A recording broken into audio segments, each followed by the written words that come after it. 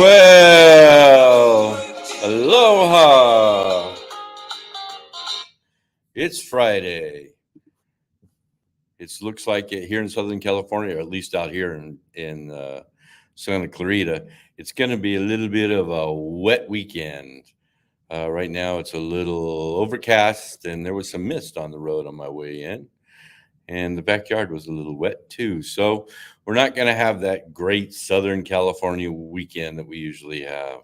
So prepare for a little wetness, not a lot.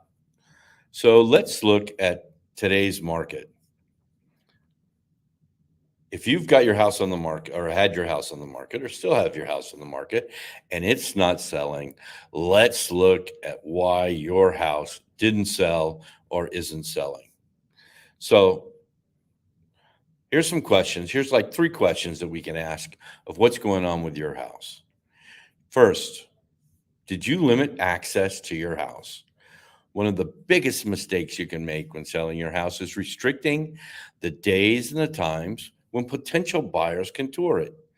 Being flexible with your schedule is important when you're selling your house.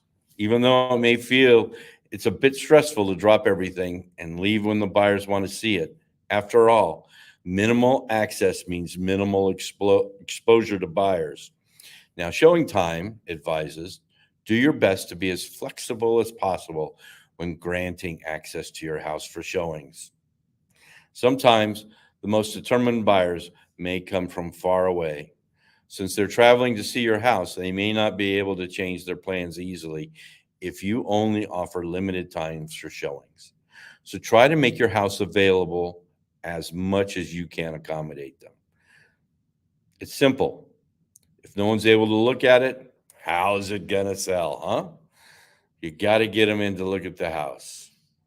Now, the next one is, how do you make your house stand out? When selling your house, the old saying matters, if you never get a second chance to make a first impression. Putting in the work to make the exterior of a home look nice is just as important as how you stage it inside. Freshen up your landscaping to improve your home's curb appeal as you make an impact up front. An article from US News said, after all, if people drive by but aren't interested enough to walk through the front door, you'll never sell your house. You want to make sure that when they're walking up, they go, I could definitely live here. The front of your house shows how much it literally gives them that first impression of how much you care about your house and what's going on. But don't let that impact stop at the front door. By removing personal items and reducing clutter inside, you give buyers more freedom to picture themselves in the home. Additionally, a new coat of paint or cleaning the floors can go a long way to freshening up a room. And that is so true. You need to make sure that when the client walks into the house, they feel themselves could live there. So if you've had a daughter who outrageously painted her bedroom, it's better to go back and just give it a quick coat of paint and take it down to something that's off-white or beige or something that they can see themselves living in instead of that pink and green that you did before. Did you price your house compellingly?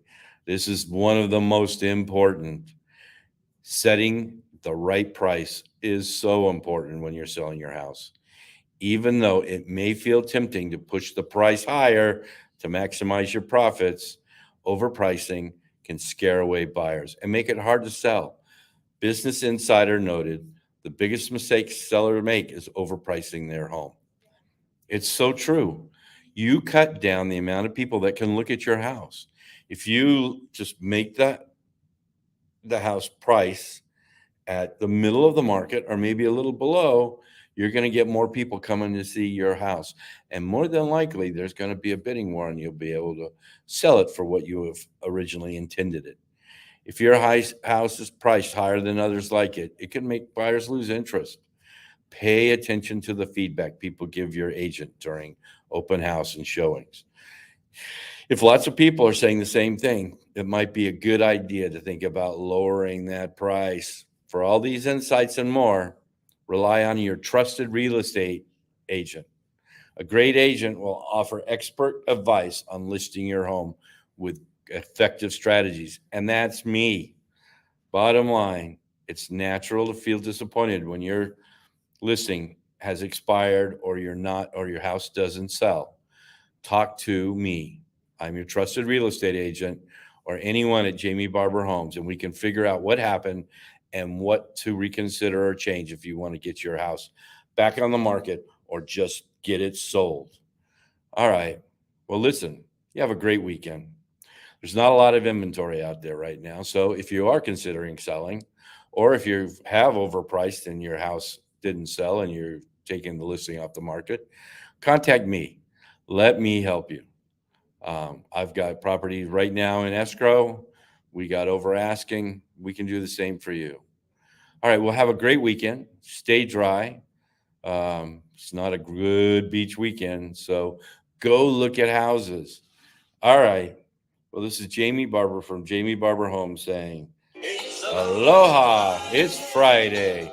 No work until Monday. Well, of course, unless you're a real estate agent or you're in retail sales or you're in hospitality, then you're working this weekend. So stay dry and stay warm. All right. Aloha.